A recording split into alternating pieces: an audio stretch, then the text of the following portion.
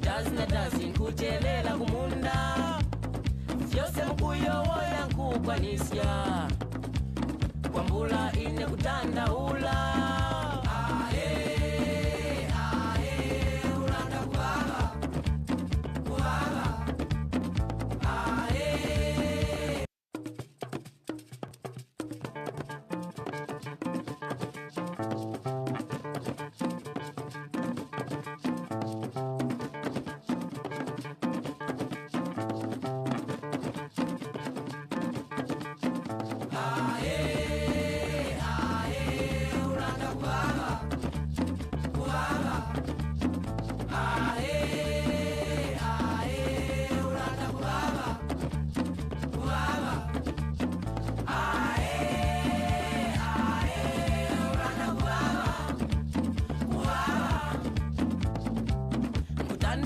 kulisya ng'ombe dazina dazinkutelela kumunda vyose mkuyowoya nkukwanisya kwambula ine kutandaula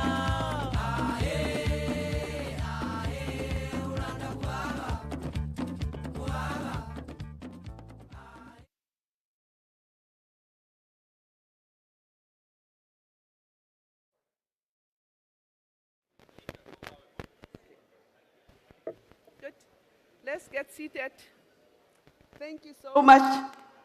Ooh, the music that you are hearing is the music from northern Malawi. You know, it's a traditional tumbaka music. And this is how we are starting, this session.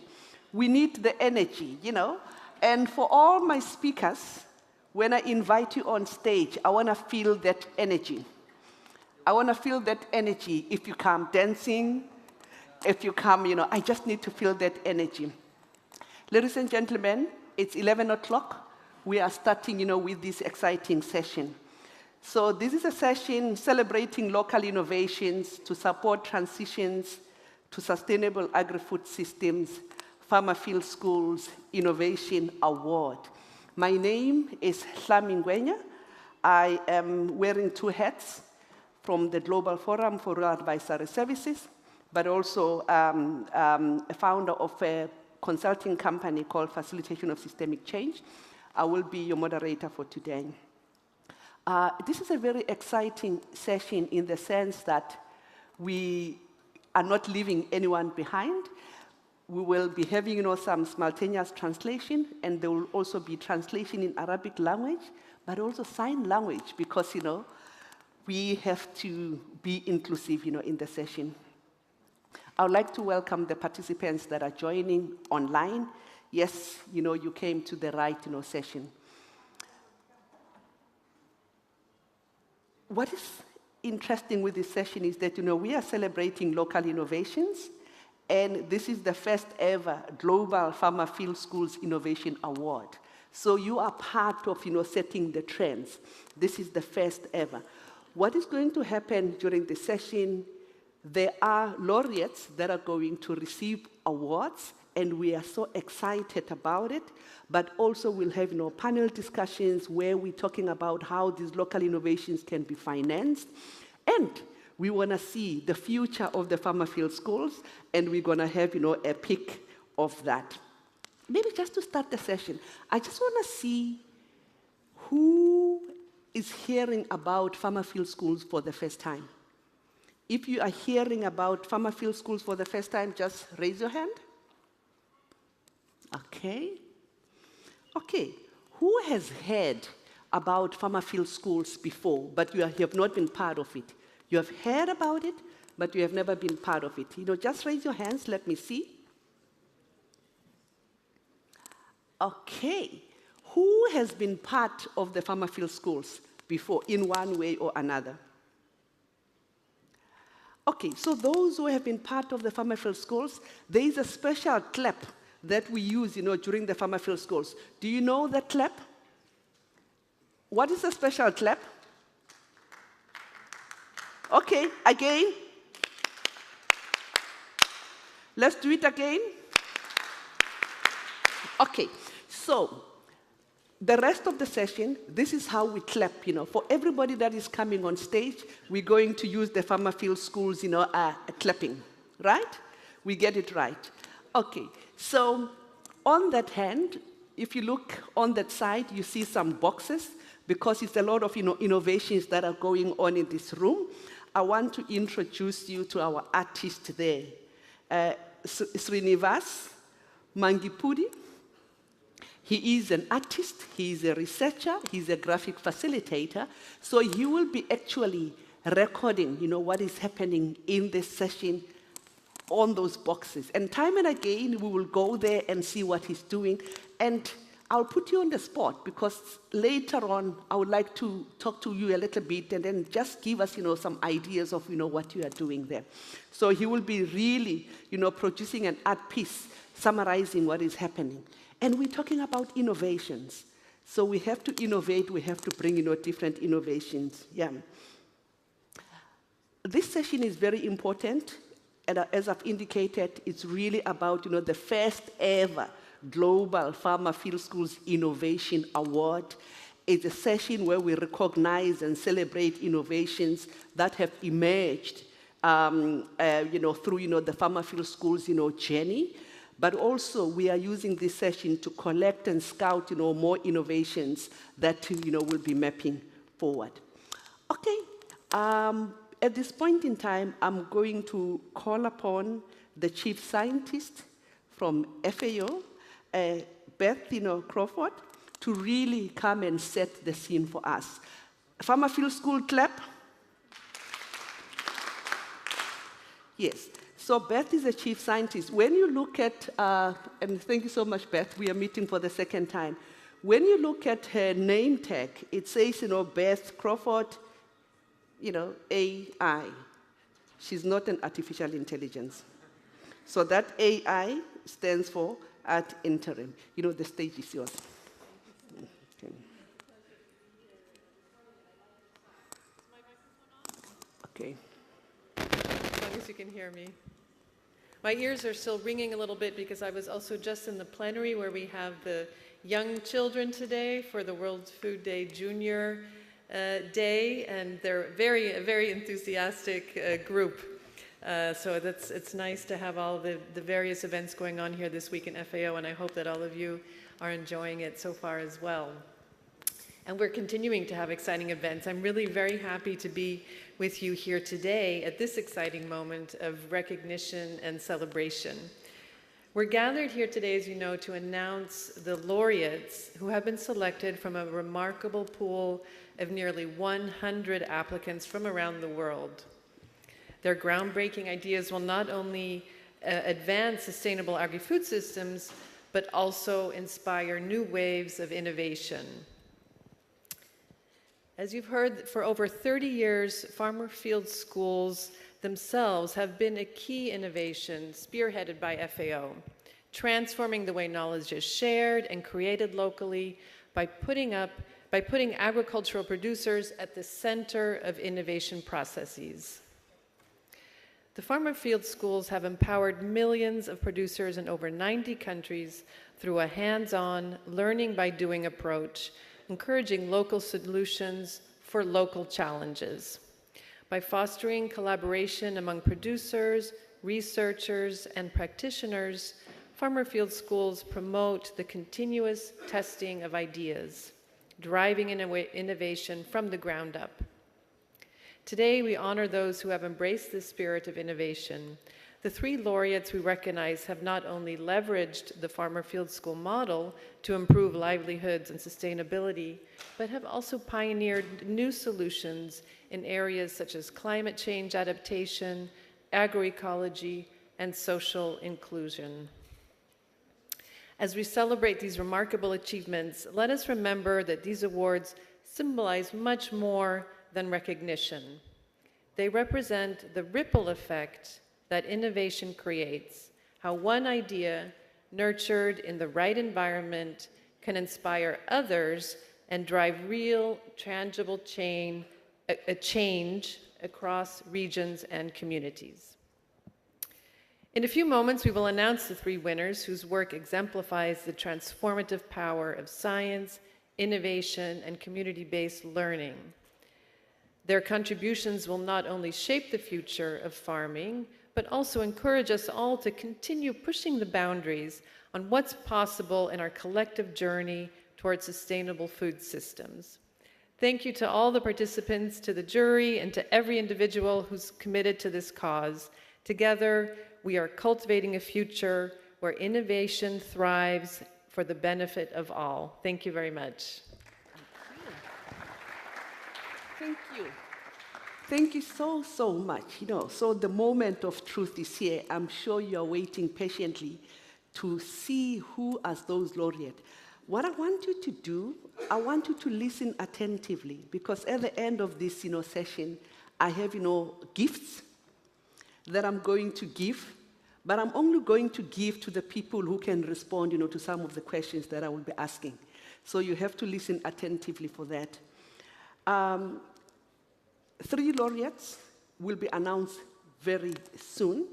And one thing that we need to indicate is that, we are not going, there is no first prize, second prize, or third prize. They are all winners at the same level, but we'll be calling them one by one. I'm not going to be the one presenting this. I want to call on stage Vincent Martin, who is the director of the Office of Innovation here at FAO. I would like him, to join me on stage, because, these are the awards that are given from the highest level ever. But I also want to call, Anne-Sophie Poise. She's the unit leader of the Futuring Farmer Field Schools, and she's one of the people that has been working with the Farmer Field Schools for the past, 2 decades forever. So these are the people that are going to assist me in, telling us, who the laureates are, and, providing, that. I think they need, some encouragements before they come. Farmer Field Schools, clap. Okay, so this is the moment that we have been waiting for. Over 100 entries has been evaluated and all, and the top 3 has been selected. Let's see. Okay, I have it. I have it. I have it, but I'm not going to open it. I don't know what is in here, so I'm going to give, to Anne-Sophie. Okay, just to announce the first, not the first in terms of price, but the first person to be announced. Lovely to be here with you, all friends of Farmer Field Schools and Farmer Innovation, old and new. So it's my great pleasure to announce our laureates for the first Farmer Field School Innovation Award. So our first laureate are FAO in Egypt with Khaled Mohamed Ahmed and Nemedo Riyad Abdelhamid Mohamed, in appreciation of their development of the Farmer Field School for deaf and mute farmers in Egypt for date palms. Farmer Field School group they call the Sound of Silence. Please give them a huge round of applause. Yeah. As they are coming on stage, there is a different way that I would like us to use to applaud. So we do it like this, like that. There we go, like this. And if you laugh, what you're doing, you go like that, and you go like, okay, we are learning, yeah? So what is going to happen, they are going to receive the award, they're going to take, some pictures, and we want to hear what they are awarded for. So they are going to give us a short pitch. It's the moment for the pictures now, and we go, no, this way, there we go like, there we go.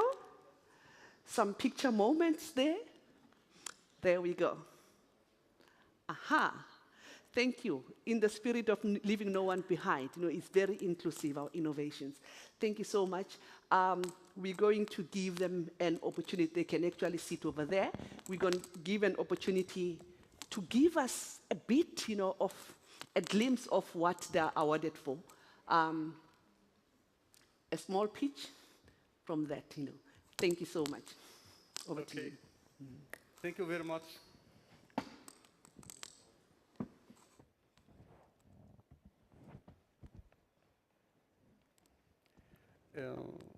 I'm very happy to be here today in Rome to present our success story for the sound of silence. First of all, did you hear the sound of silence before? Yes, no? Did you hear that? Let's go.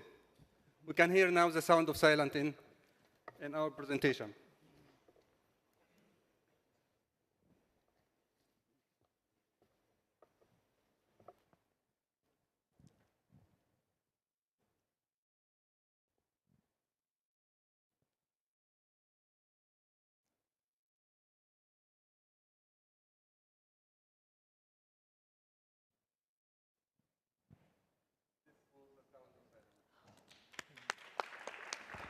There we go. We go. There we go. I was listening to the sound of my heart. This is Ahmed Dia from Egypt, and my colleagues Khaled and Nahmedu. We are here today to present our success story about the first farmer field school for deaf and muted people ever. Because they are here, I will take only 2 or 3 minutes for the presentation, so I will give them the floor to show you a real show for Sound of Silence.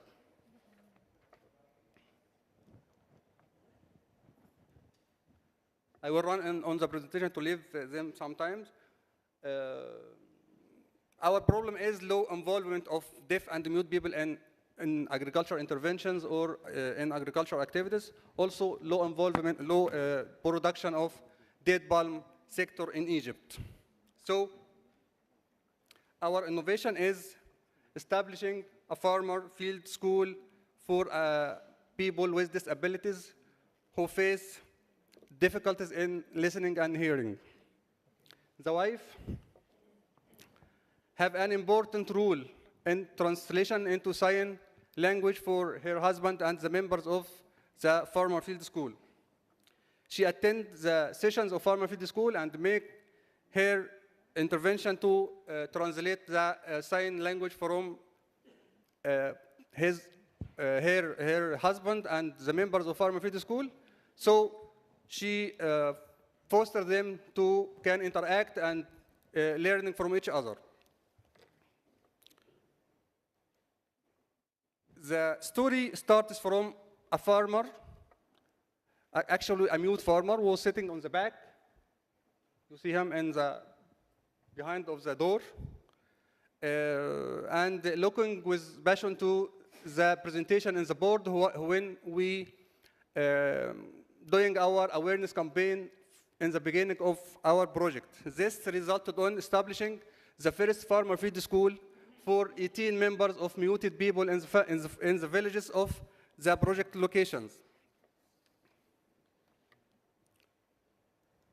Our impact is the productivity for date palm is increased by nearly 30%. Water was saved by 1 to 20%. Income generation, also empowerment, social capital, awareness, advocacy, agrobiodiversity, and health of soil. All of these impacts are in line with our 4 betters: better production, environment, nutrition, and better life. I'm running to live for them sometimes. Our lesson learned is to adapt with the needs of community, and collaboration is essential for our success. Also, using visual and audio learning is a critical point. Here, we invited him to FAO premises in Egypt, and they tell their story for the colleagues in the FAO office. Scaling up and sustainability from FAO side. From FAO Egypt office side, we include farmers with disabilities in all of our ongoing and pipeline projects.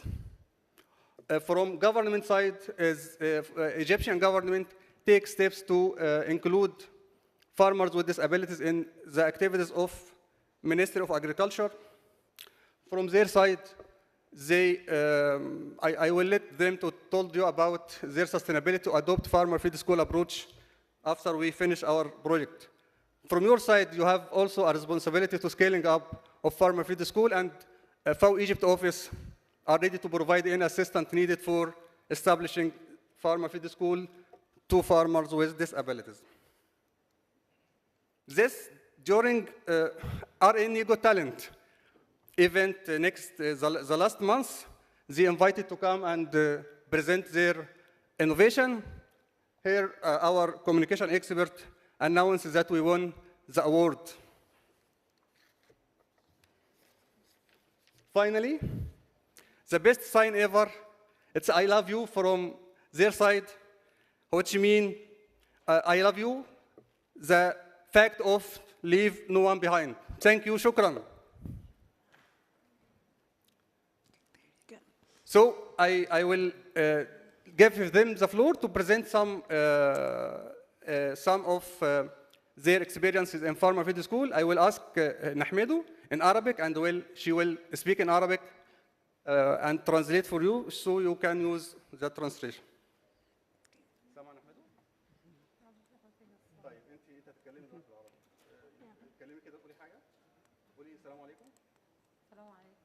The translation is okay?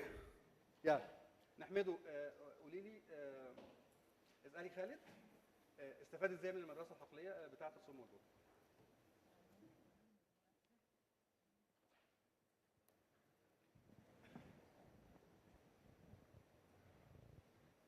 قولي بقى بصوت عالي. بيقول لك ازاي استفاد اللي هو من اول بدايه النخله والزراعه بتاعته والنظافه بتاعته.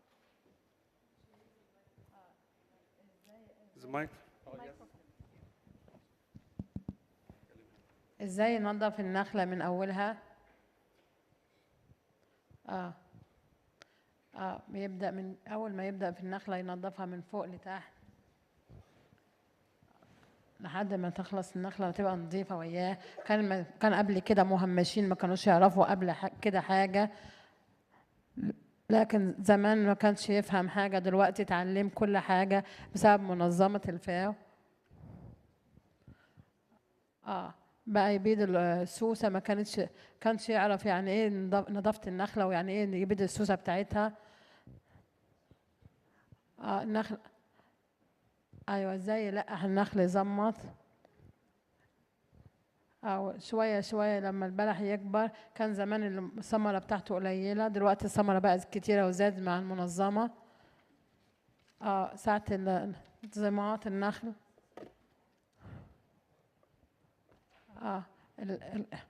في القطيع النخل بقى كبير وكبر معاه زي غير الاول. زمان كان البلح وحش وصغير، دلوقتي النخل بقى بلحه كبير وحلو.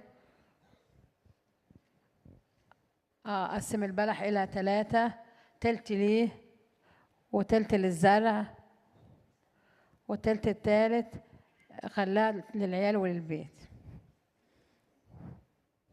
شكرا يا احمد. شكرا لحضرتك.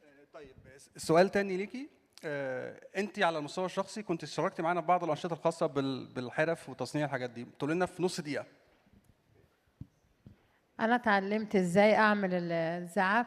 هو بقى يجيب لي الزعف وبقيت اعمله واخيطه، وتعلمت من البدايه من الالف للياء. بكون الشنطه، بعمل شنطه، بعمل شويه حاجات من مخلفات النخيل. بشتغل بشغل النوى، نوى البلح بعمل منه شنطه، والزعف بعمل منه نخل زي كده. بعمل البوك بالسوسته زي كده. بعمل شغل اليدوي ده كله انا اللي عاملاه، وبعمل منتجات كتير بسبب ان انا اتعلمت من منظمه الفاو.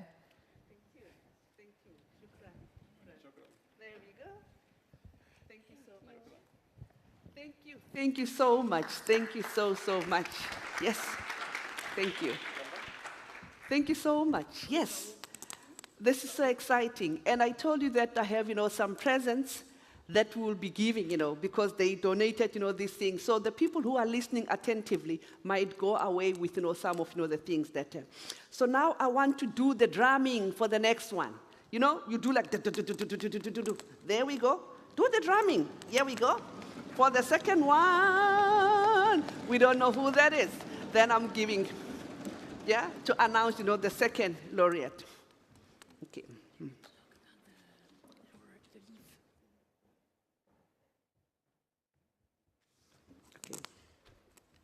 All right, here we are.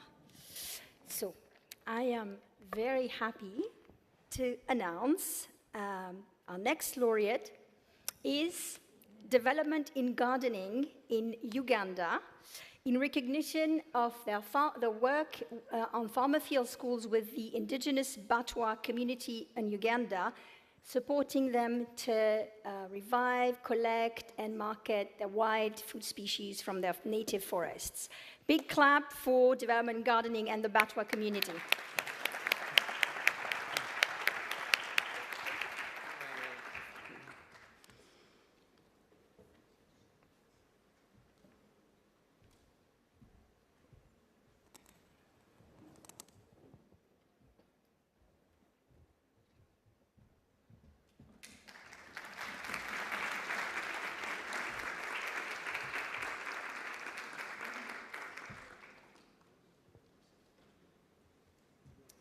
So you may see that in these laureate box is an olive branch in symbol of peace, culture, food of the Mediterranean region welcoming here in Italy. So congratulations, Gloria, and the floor is yours.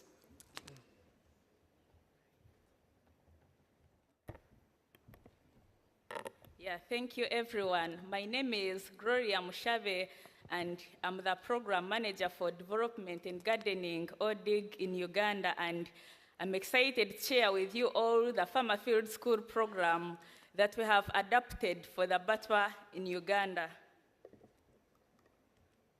Yeah, so the Batwa are a minority group indigenous to the forests of Central Africa. For centuries, the Batwa lived in harmony with the forest ecosystem as hunter-gatherers.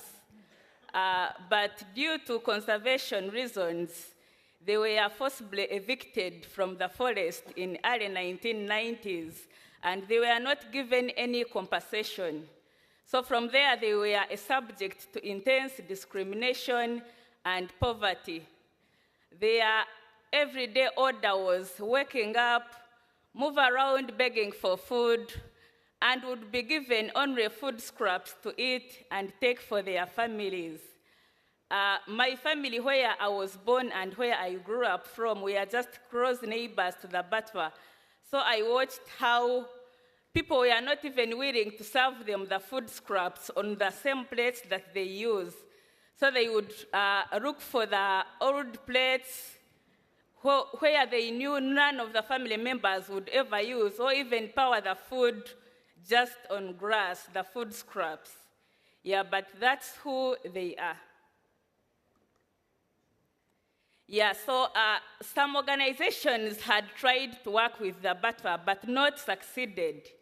And as DIG, we worked closely with Batwa staff members, Batwa elders, and community members to adapt and expand the program. And these relationships allowed us to customize the program to meet the Batwa's specific needs. And the ultimate goal of the program is to improve climate resilience, community cohesion, financial resilience, and income. Yeah. Then, because most of the Batwa live on degraded soils and mountain sides, most of our trainings focus on climate resilient agroecology techniques. And as first-time farmers who have limited to no formal education, we've extended our program to 1.5 years to include trainings around nutrition, business, and marketing. Yeah, and trust is very essential for success in these communities. And so our facilitators spend a lot of time visiting the Batwa in their homes to build these relationships.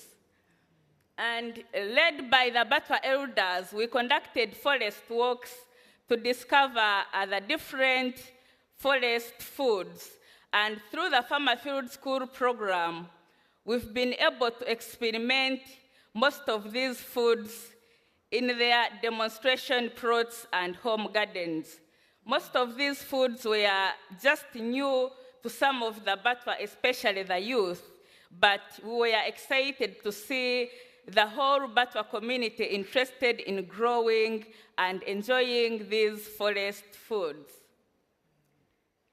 Yeah, and of course, through that, to reduce stigma and increase market for these foods, we celebrated the Batwa through public cooking demonstrations and local radio talk shows. And due to the discrimination that the Batwa face, our trainings include, our curriculums include trainings around confidence building and cultural pride. Yeah, DIG also offers a subsidy program for the Batwa families who have no capital to invest in agriculture so that they can access inputs at a 70% discount. Yeah, so we've successfully grown 26 forest foods in the Batwa's demonstration plots, and 12 varieties have been successfully grown in the Batwa's household gardens. And 85% of our farmers continue using DIG techniques even after they graduate. And then monthly income has increased by 172%. And now the Batwa who were highly stigmatized are now being sought after for their skills. We see many of the non-Batwa coming to the Batwa families to learn and hear from them. Yeah, we've already reached half of the Batwa population in Uganda, and our goal is to reach all of them.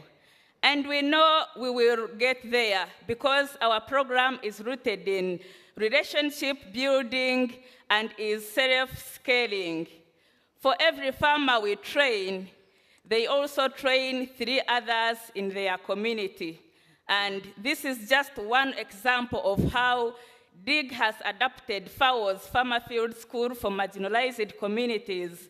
And we have countless other examples in the other countries where we work. Thank you so much. Thank you. Thank you so much. Thank you so much.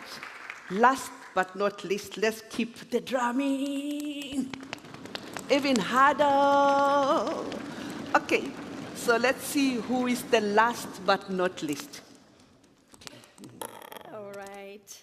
So, an awardee is Farmer Abdullah Tubal and the FAO representation in the Syrian Arab Republic for their work on developing the co-design of an innovative fodder press from their livestock made from ammunition boxes from the war in Syria. A big, big clap, please, for the team from Syria.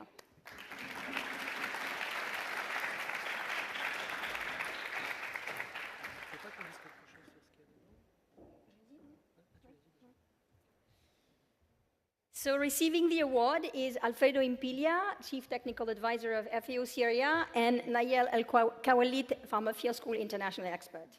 On behalf of the farmer.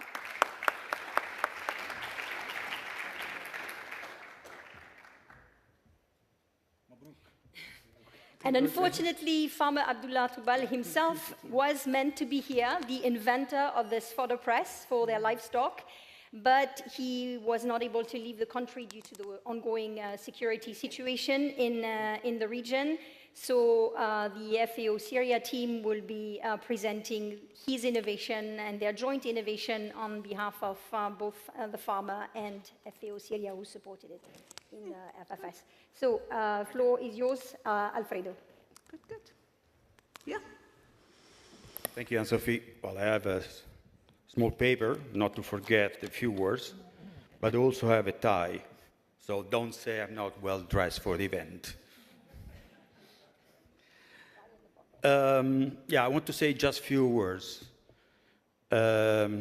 Because, yes, it's true, we are here, we are very happy to receive this award, but we are very sad for the fact that our champion farmer cannot be with us, unfortunately due to the situation that we have in the region, so he couldn't collect his entry visa to Syria, and, but we will see him during our presentation.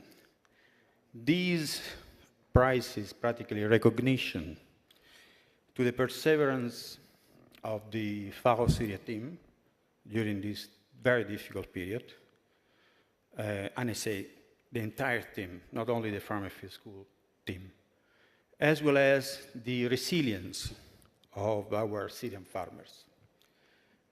Because now we are talking about 13 years of conflict. Still, the conflict is on, and especially the socioeconomic situation is really dramatic. But nevertheless, every day they teach us a lesson. And their resilience to the fact of today is a very great example. So this is prizes thanks to them. And last but not least, I would like to say that these recognition also is a sign that farm field schools could be an excellent instrument for peace building and community cohesion, even in environments like Syria. We have similar programs in Yemen, Afghanistan, and so on. So we have not to forget, in the past, as pioneers of the farm field schools in the 90s, we were thinking that farm field school couldn't be a valid tool in this kind of context. But today we can prove that it's a very, very valid instrument for peace building. And we have many cases to show eventually to you in other occasions. Now I give the floor to my friend and colleague Niall, that he will explain more about what we have done in our program. Over, Niall. Thank you, Alfredo. Good morning, everyone. I'm very happy to be here with all colleagues here, and I will present this innovation from FFS in Syria.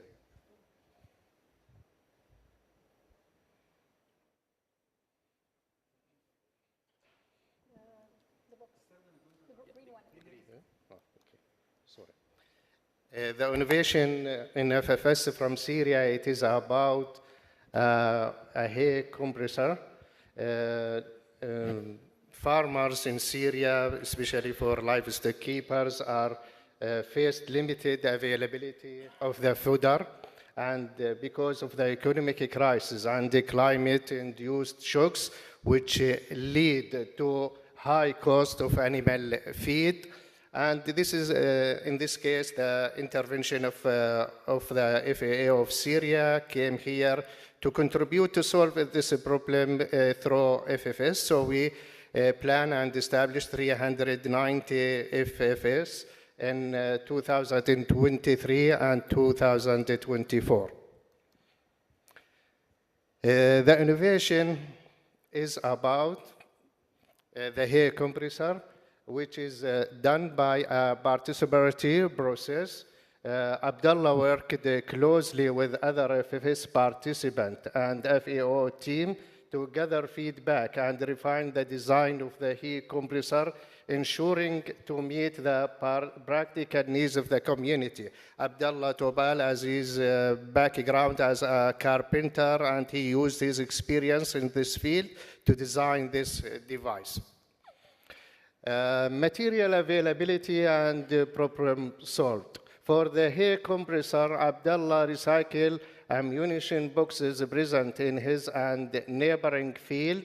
Those boxes were readily available resources for building the hay compressor, and you can see now the compressor here in this picture. Abdullah is a living example of how farmers' genial and creative attitudes can lead to effective, cost-efficient solutions to agriculture challenges that faced farmers. About scaling and adoption of this innovation, 195 FFS planned in the year 2024-25 season, testing the hay-making compressor. There is a rapid adoption by this innovation. We found that 1,141 out of 1,600 trained farmers adopting the new technique, which is around 71% during one season. For sustainability, FFS FAO program encourages farmers to share experiences and improvements, creating a network that supports ongoing innovation and sustainability. Second, simple, low-cost, and easy maintenance for this innovation, and knowledge sharing using WhatsApp group between all farmers that are participants of FFS in this program. For the impacts of the innovation, we found that some impacts, which is improved food security, enhanced resilience, and strengthened community cohesion, reduced feed costs, increased productivity, and reduced waste, which is for the four capital we found in this for the innovation. I think we should have a short video. Yes. عبد الله طوبان من ريف حلب قرية الحاصل. شكرا للفاو للمجتمع اللي دعموني. كنت أتمنى أكون معكم بس الظروف ما سمحت لي بالسفر لعندكم. أنا سعيد باللي صنعته وقدمته للمجتمع لجماعتي وحسنا من دخلنا وضعنا الداخلي أمورنا والحمد لله للفخر بهالصناعة المكبس الإدريس. شكرا للفاو اللي قدموا لنا الدعم لهذا المدارس الحقلية واستفادينا من المدارس الحقلية من السيلاج والإدريس والخلطة العلفية وأمورنا تحسنت أحسن من أولي.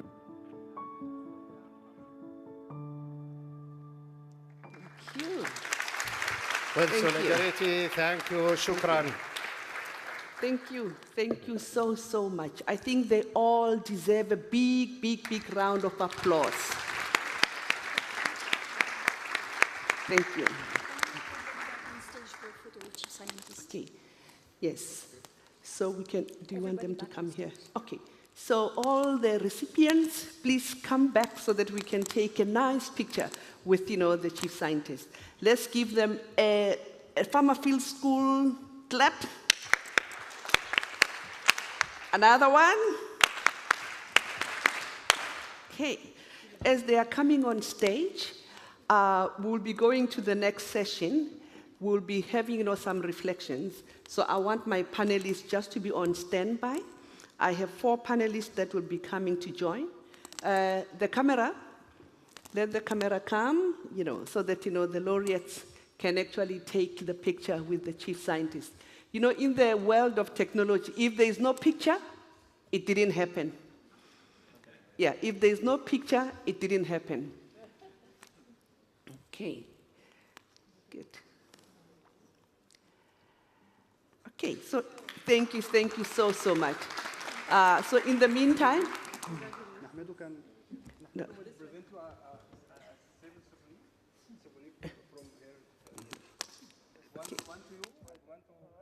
Okay. Oh, the souvenirs. Thank you so much. I would like the following panelists, to ascend the stage.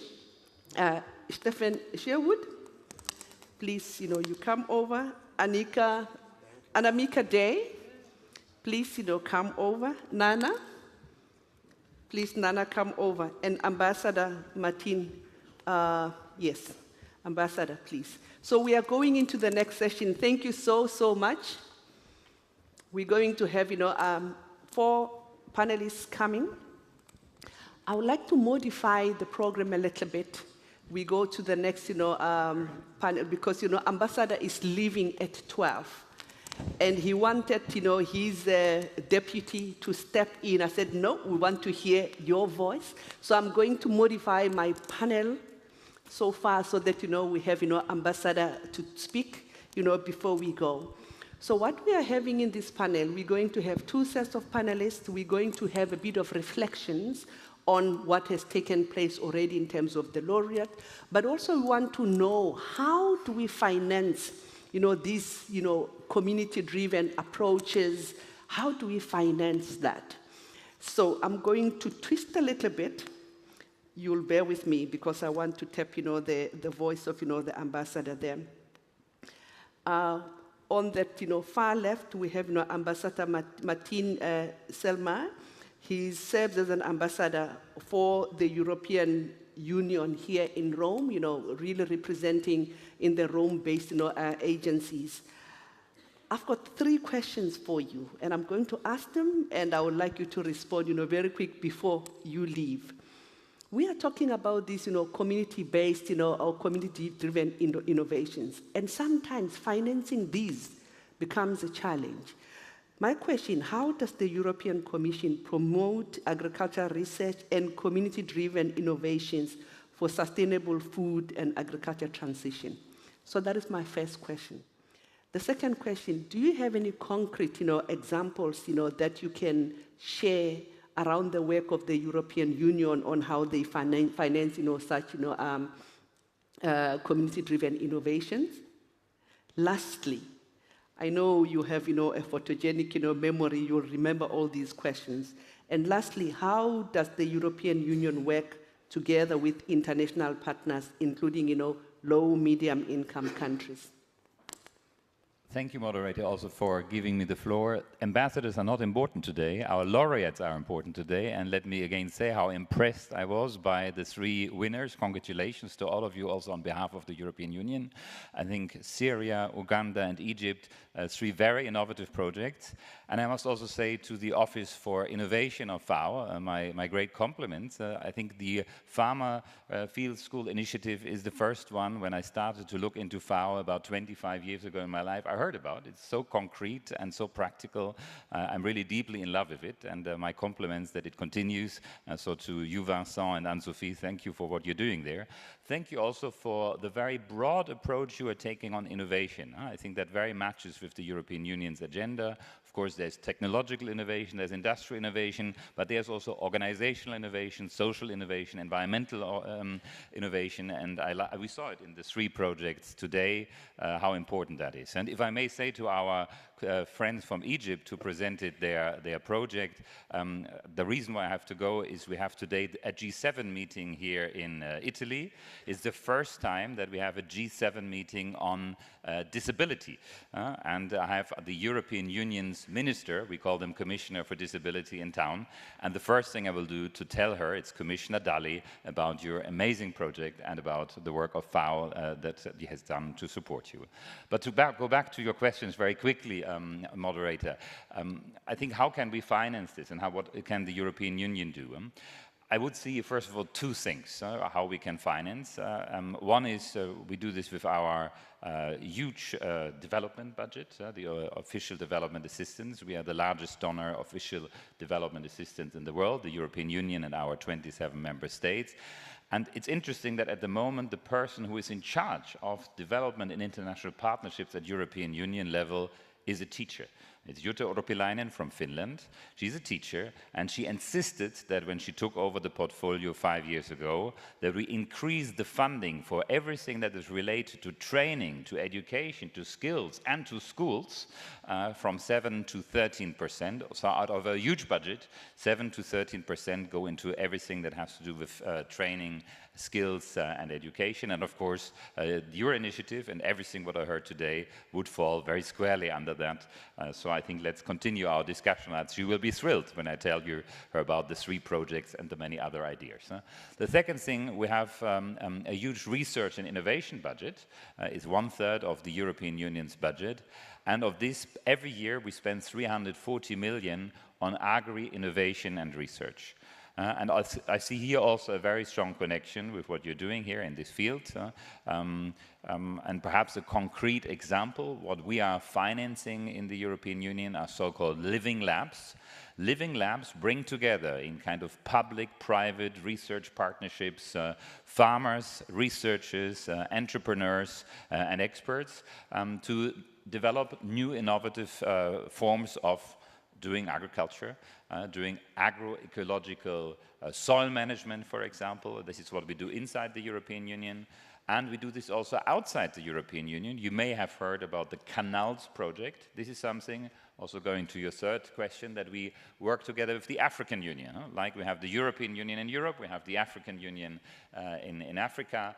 They are our close partner. We created a research and innovation partnership in 2016. And out of this, a lot of work goes into, at the moment, I think we are just spending this year 6 million euro into living labs in Africa. And it's just the beginning. We hope that very soon we can share with FAO our experiences. And of course, the best way to work internationally is, of course, to be a member of FAO. The European Union is a member of FAO. We are proud to be a member of FAO. And that's why we are here in Rome and work very well together with FAO and the other Rome-based agencies, where we every day learn. I have to apologize. This is my second day ever at FAO. I just started yesterday. But what is wonderful was that I could learn from very concrete examples what's happening in the field, and it happens with your wonderful initiative. My congratulations and my apologies that I will have to leave to work on disabilities in the world, which I think is also something that deserves all our attention and our continuous fight against inequalities and for equality. Before you let you go, and unfortunately you're going to leave now, so you're not going to hear about the future of the farmer field schools. So let me put you on the spot. What advice could you give, to FAO as they go into the next, maybe 5 or 10 decades of the farmer field schools, based on what you have seen and observed so far? It would be very strange if I were to give FAO advice, who is doing this in 30 years. I would have a personal wish. Please continue this initiative, roll it out further. Let's see how we can bring all forms of innovation in there. And I think what is particularly impressive that you are managing to do this also in areas who are close to conflict. We heard from our friends from Syria, which is probably one of the most difficult projects to do today. And I can only encourage you to continue this, and we will be your partner in this, and we'll follow it, and I will report this to my hierarchy in Brussels to make sure that this continues to be on the map. But I don't have to tell them a lot about it, because whenever I talk about FAO, they mention this very innovative, but also very well-working project. Thank you so, so much. Let's give him a big round of applause. You may be excused. And thank you so much. Okay, so we're coming back, to our panel.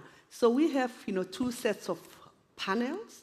The first, 2 will be reflecting a little bit on what, they have seen about, the laureates. And then, my colleague there will be talking about how do we finance this. Let me quickly, introduce my panelists. On my left here, we have, Stefan Sherwood. He's a researcher and a guest lecturer in knowledge, technology and innovation at Wageningen Universities. He's a farmer.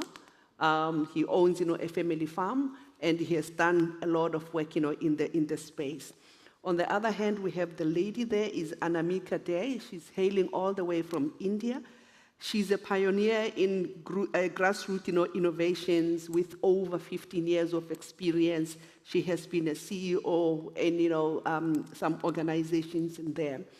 I've got, 2 questions for you, or maybe a few questions for you with regard to how you have reflected on, the laureates that you have seen.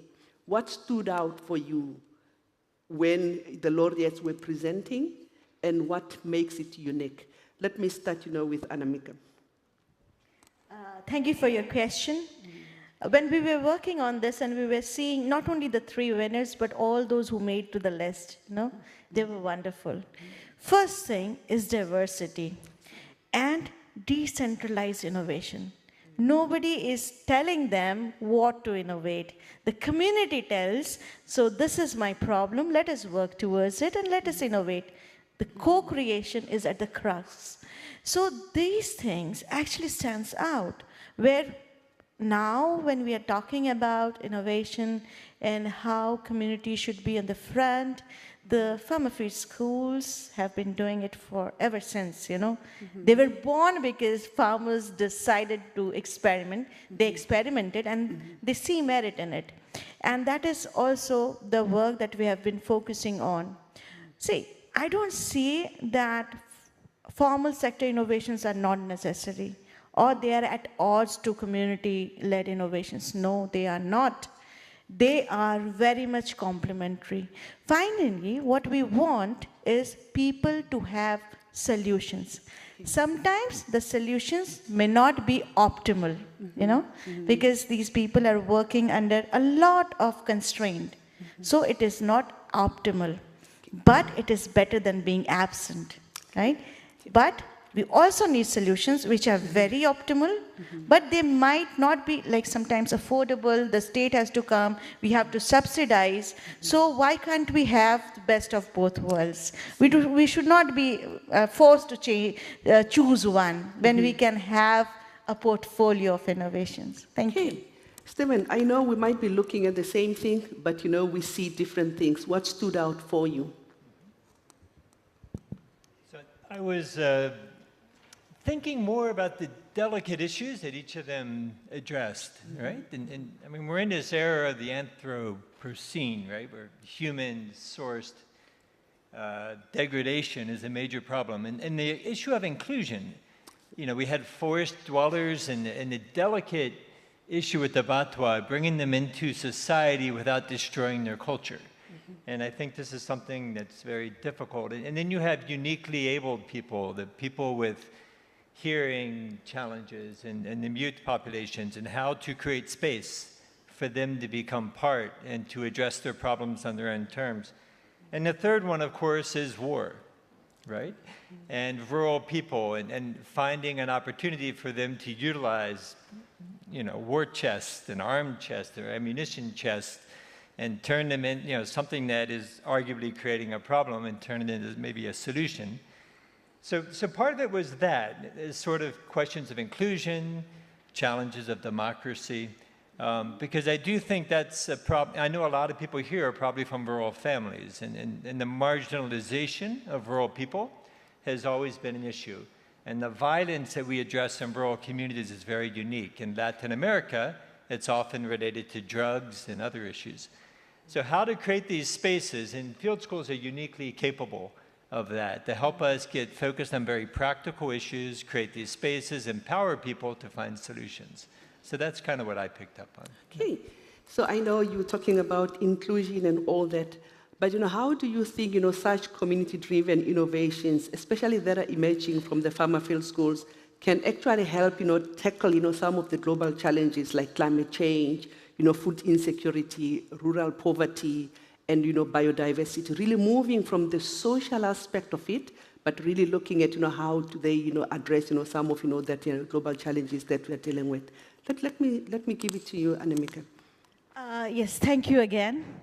Now, are these global challenges that we are talking about, are they very new? No. We have been trying. Everybody has been trying. You know, the good part of being in the farmer field school is that we changed the development dialogue on seeing people as victims or as beneficiaries only. Here we see community as experts. They're good in something, and we are trying to augment that, bring that out to the world, bring it out for the other people to see. So the biggest, takeaway from the whole thing, the whole process, there have been months that Anne-Sophie and the team and the Office of Innovation have been working towards it, is that you change the narration. If you change the narration, the story changes.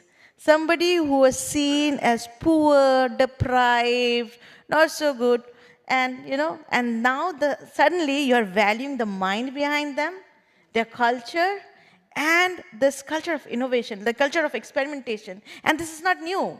Humans have been experimenting ever since, right? We had this was the time when we documented them.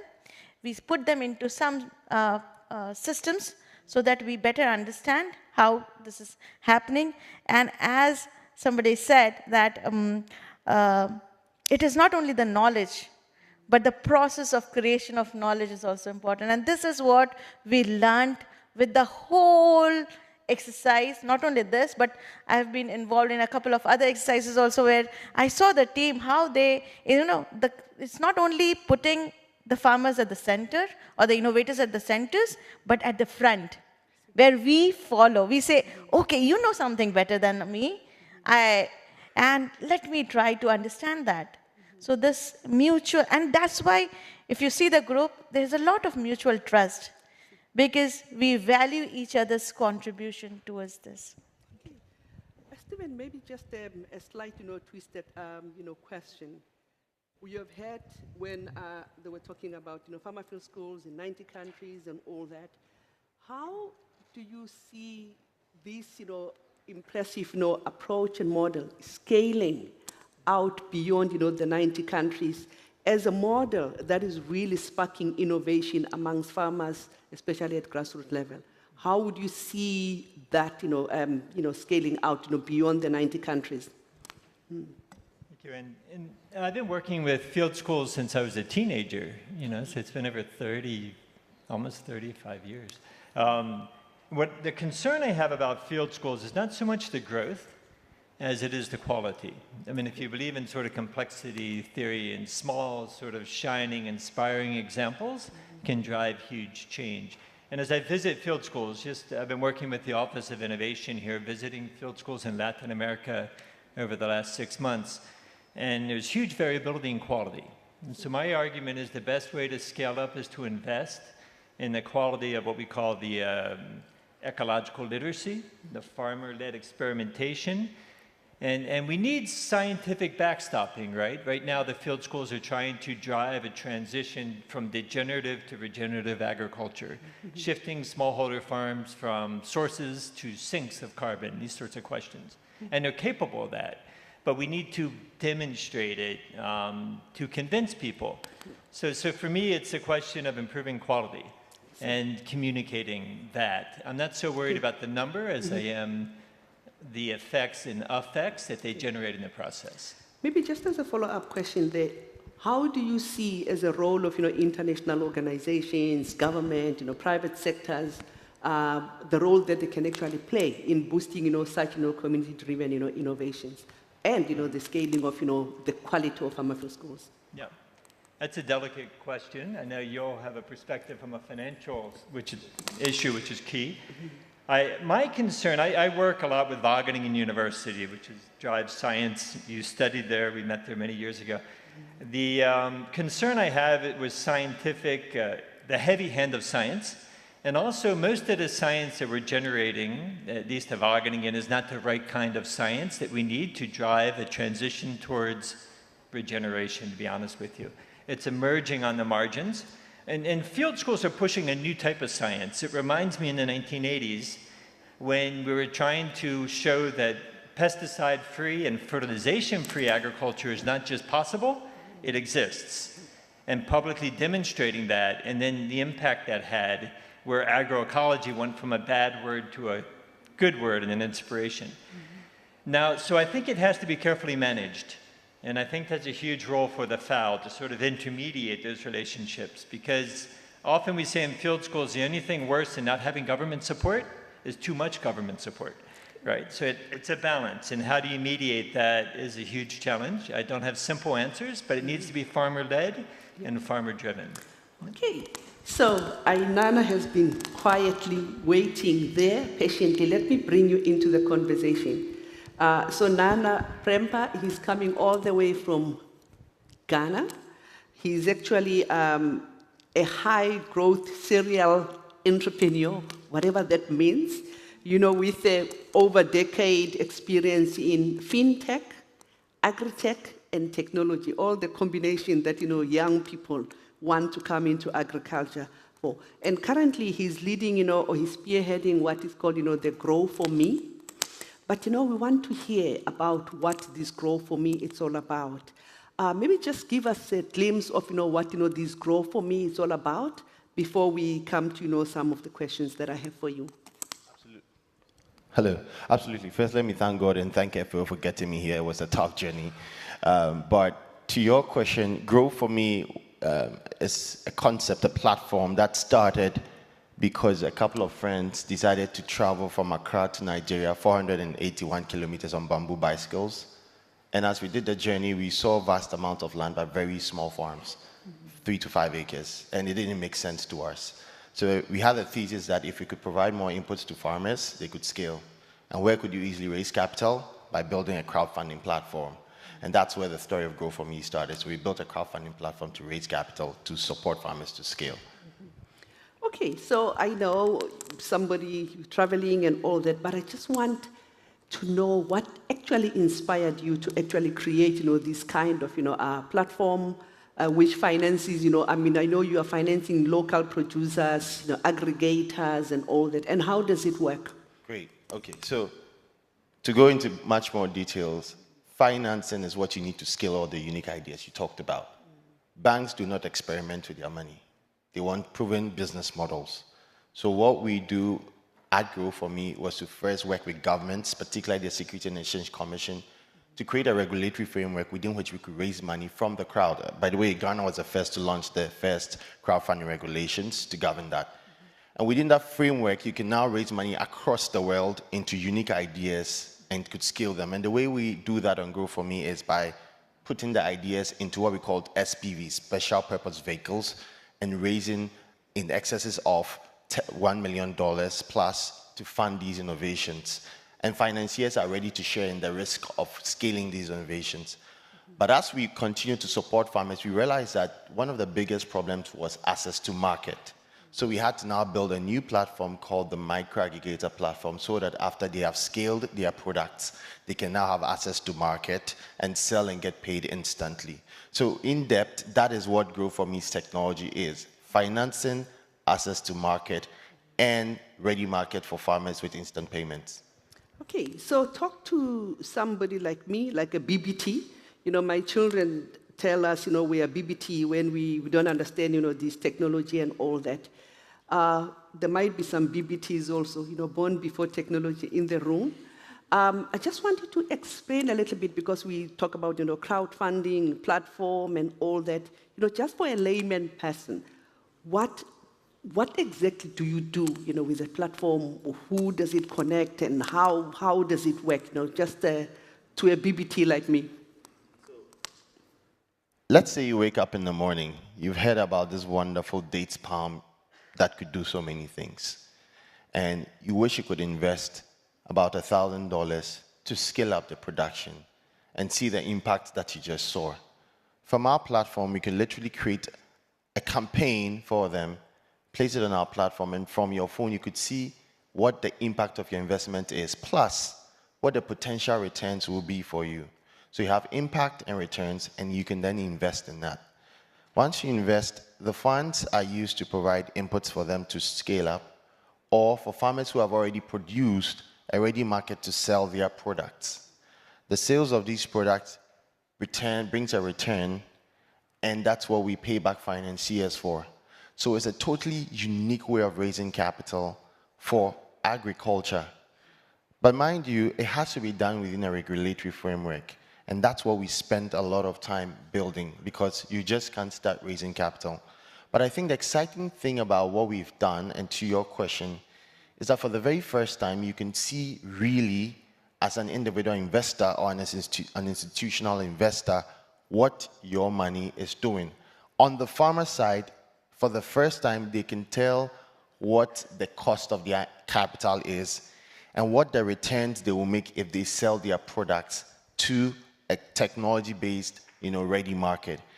And I know it's a very new concept. It's quite strange to a couple of people, but that is the power of technology. It connects and creates a marketplace for the financier, the producer, the off-taker, and all the market players. You know, I would like to challenge you, follow them on social media and all that, and really get to learn more about, what they are doing. I want you to sit here. I want to talk to our cartoonists there. We want to see what's going on. Let's draw your attention to our cartoonist here and see how it's actually progressing. Yeah, we are talking about innovations. Now, I have to disturb you a little bit. You're talking about innovations, and you have an innovative way of, capturing, which is very unique. We know people are doing, digital, drawing, but some people are doing, and you're using card boxes and all that. Do you want to tell us a little bit more about what inspired you and how does it work for you? Hello. Yeah. Thank you so much. Really, it's a pleasure to be here. And I really want to congratulate Farmer Field School to start with, because I think it's a beautiful initiative, weaving so many strands together and working on grassroots level. So why cardboard boxes? I mean, we wanted to work on something very organic, and it represents something that is coming from the field and goes back in the environment. So we were very conscious of what we use, the materials. So these are recycled boxes, and these are chalks and pastels that we are doing. So, so why do this is also a question we want to pose to everybody, is that what can drawing teach us, right? I think there is something embodied in our bodies that bodies know, that the farmers knows how the seeds are. When he just holds the seeds in his hands, he knows if the seeds are going to grow well or what are the qualities of seeds. So there's something the body learns and knows, and it sees and already knows. So visuals, our drawings allow us to do that.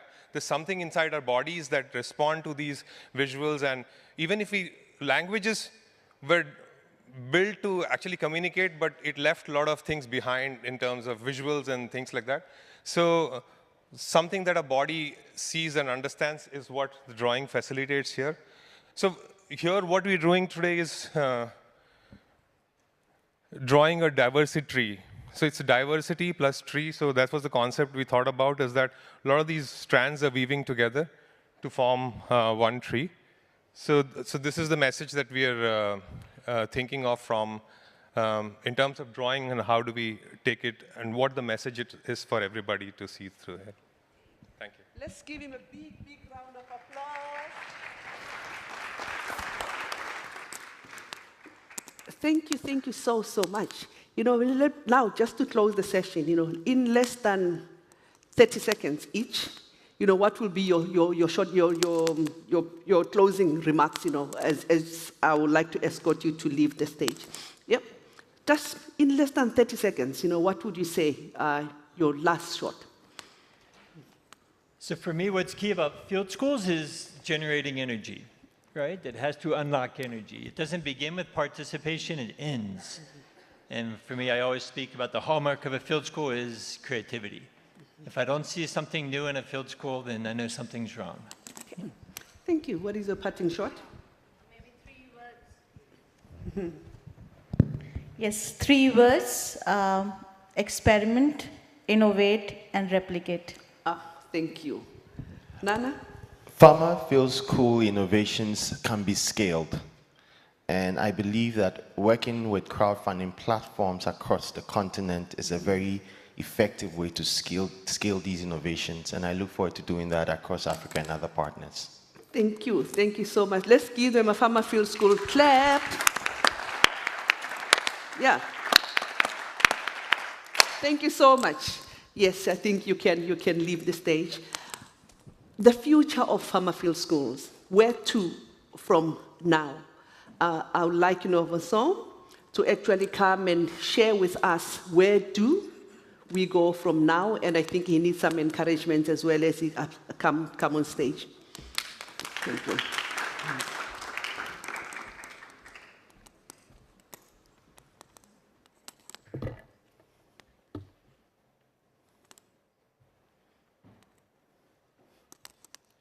Thank you. Yes. Thank you very much. Actually, I feel really inspired by this session. So much creativity, emotion, so many fantastic examples of community-led innovation. I think it's really amazing to hear that. And so I'll try to give you a flavor of what is our ambition for the farmer field schools, I would say 2.0, if you want to be a little bit, modern. And actually, I think it's really a kind of summary of what was just said now. I think our three speakers, Anamika Day, Steve Sherwood, and Nana Prempe, were fantastic to really shape the future of the farmer field schools. But I will try to develop a little bit more on this concept. And I will start by saying, when we think of innovation today, we often imagine digital tools, sensors, artificial intelligence, and we're going to address all these during the Science and Innovation Forum. But farmer field schools really remind us that innovation comes in many forms, often shaped in the fields by producers and their communities. These innovations are human-driven, practical, and intimately connected to the realities of rural life. And I guess you will have understood also that the Farmer Field Schools program is now part of the Office of Innovation. So in itself, it's a statement. It shows that we are in FAO embracing community-led innovation, social innovation as a big part of the innovation we want to promote across the world. So I think it's, and I would like to thank, actually, just a small digression, I would like to thank Sophie and her team for organizing this session and having these fantastic speakers, the winners of the challenge, to be here with us to inspire us. So thank you, Sophie, thank you to your team for organizing that and for the fantastic speakers we had. A few words, yeah.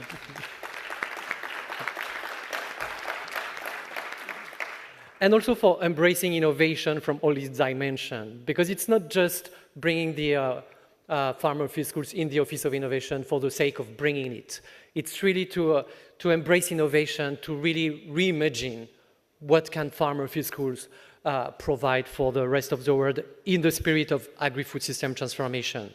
So what have we done for the last 3 decades of implementation? For over 30 years, FFS has placed people, not just technology, at the center of innovation. And here I would even say at the center and at the front. I'm learning my lessons. I think that was really important. At the frontier and at the front. We have empowered 20 million rural producers across 90+ countries, merging local knowledge with science to find creative solutions for crops, livestock, aquaculture, forest management, and so on and so forth. However, where we have thrived, we now need to scale. I think that's the point that you've been hearing. We've been thriving with farmer field schools. We need to scale. And this idea of scaling, and I will get back to scaling in a moment, but it's scaling also in terms of quality and impact. This is what we heard just before. We are already at scale, 90+ countries. But are we really in each country present deeply? And is it being adopted? And what is the quality of the farmer field schools we have? Some are fantastic, some maybe needs to be strengthened. So what we see basically is massively untapped potential to harness farmer field schools to drive transformative change at scale. And possibly we certainly need to engage a little bit more, or more, just simply more with the private sector as an essential ingredient to take a sustainable, market-based approach that creates and locks in value. And the example we just heard before by Nana Prempe, right, was, I think you're here, I think was really, really fascinating to see how we can use crowdfunding to invest more in smaller farmers' solutions. So I think that's also something I wanted to share is we are looking at farmer field schools also as a catalyst for market-based approaches that creates and locks in value. So what is the new ambition? I guess I need to change the slide. So the new ambition is really scaling the impact of farmer field schools for sustainable, fair, and resilient agri-food systems. So what is new?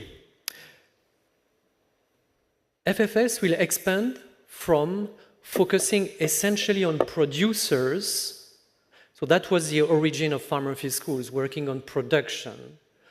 So focusing from essentially on producers to mobilizing the entire rural communities and providing platforms to address larger issues like landscape regeneration, social inclusion, and sustainable local economies, leaving no one behind. So these are the three kind of main strategic areas we want to embrace. So again, it's really, we are moving away, and it has been, I mean, this has been an incremental change over the years from focusing on production to looking at really rural communities transformation. So the core principles remains the same. It's learning by doing and catalyzing community-driven innovation. So to address the key domains I was just mentioning. So regarding regenerative production and agrosystems, so most FFS interventions have focused on sustainable alternatives at the plot and farm level. The FFS of the future will embed regenerative, resilient, and agroecological approaches into the farmer field schools to support a landscape-level transformation. So we are moving from the farm and the plot to a landscape-wide transformation. Regarding the nurturing local economies and entrepreneurship, I think it's an important one.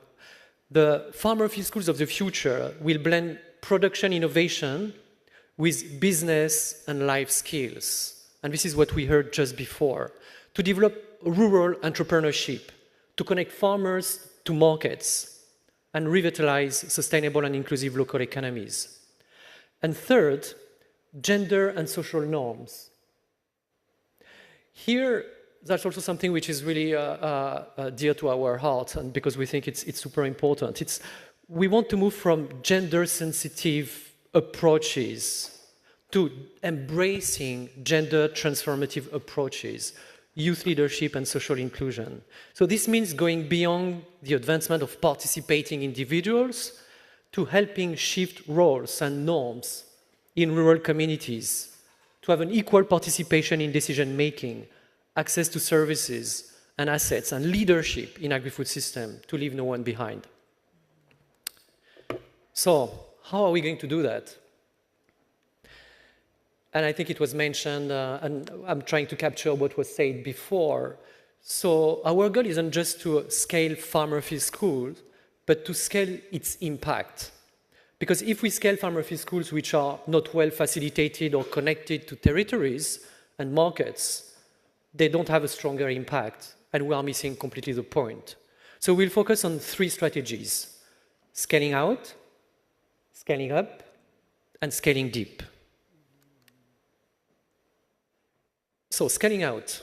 So the idea here is to matrix the success and learnings from our previous work and to find similar context where the wins can continue to reach and scale.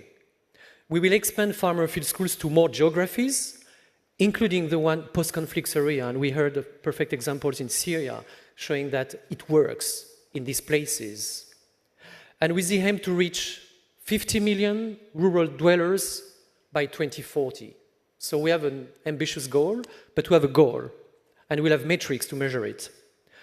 So yet we are still fully aware that resources are not finite. So scaling out also means being more strategic and finding synergies, like finding this articulation with living labs, incubators, or innovative finance mechanism. We heard the ambassador of the EU mentioning living labs that they are promoting in many countries in Africa. So we want to see how we can work together with these living labs to create this potential and bring impact at scale. And another very important enabler, of course, is digital technologies and frontier technologies. It's not to replace the field training, it's to complement the field trainings. We already have 5 e-learning courses on farmer field schools, and we just trained 25 countries to build and digitalize robust monitoring, evaluation, and learning systems. But we are thinking really of using also artificial intelligence, large language models that could support what we call e-empowerment of farmers. And we've started to experiment that in some countries. I'm thinking of Ethiopia, for example, where we are working on improving extension services and access to knowledge by using large language models and artificial intelligence so that farmers can have access to technical advices in several languages. What about scaling deep? Scaling deep, this is about improving the equity and depth of FFS impacts, creating long-lasting social and cultural transformation. So it refers to what I was mentioning about gender transformation. So we'll contribute to, and it will contribute also, and it resonates to what we were saying yesterday, it will contribute to democratizing science and innovation, catalyzing and legitimizing community-driven experimentation and innovation as not only effective but essential. And we will need to invest in capacities for facilitators of innovation. We are not talking anymore, or I mean, the concept is still okay of training of trainers, but here we are thinking of facilitators of innovation at local level that will coach the next generation of facilitators and innovators. And we'll also leverage the power of behavioral science, because it's not enough to have a good technology or a good practice for it to be adopted. You have to understand what are the potential barriers for adoptions, and what are the social norms in this community that make it adoptable or not, or scaled up or not. So we are going to use more of these behavioral science approaches so that we can make sure that we remove these barriers of adoption. And then finally, scaling up. Scaling up to take our experience and translate this towards effective policies. This is about scaling the sustainability of our impact. So we will embed farmer field schools into national and local policies and institutional frameworks.